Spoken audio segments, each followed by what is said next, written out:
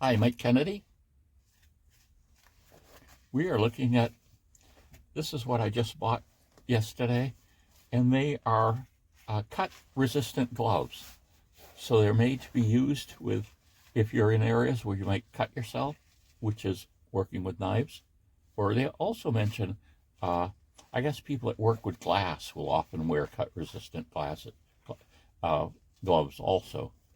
And so A5 is a level. It goes up from, I guess, A1 to A9. And what I saw was a recommendation of this using uh, at least the A4 and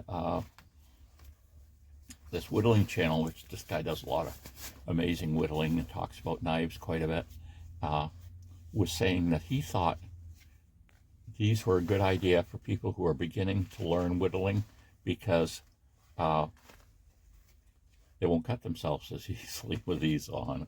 And, you know, they can enjoy learning how to whittle and then, you know, not use them maybe. But I thought it was kind of interesting because I guess some people say, oh, no, you can't wear those. They encourage bad knife skills for whittling. And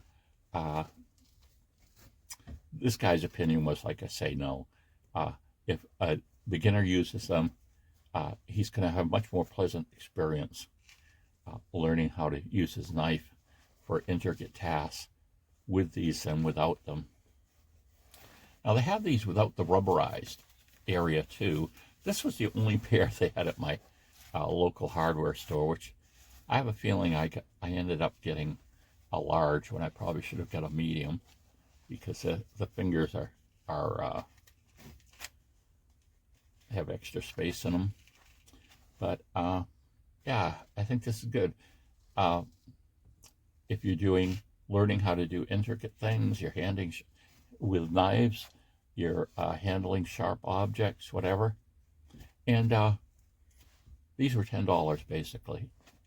And that's not much to spend to have something that might encourage someone to do more with their knife. And, you know, whether it's carving triggers for traps in the survival world, or maybe carving a walking stick, the head of it, you know, sometimes people do that. But we'll be wearing these and we'll see how they go.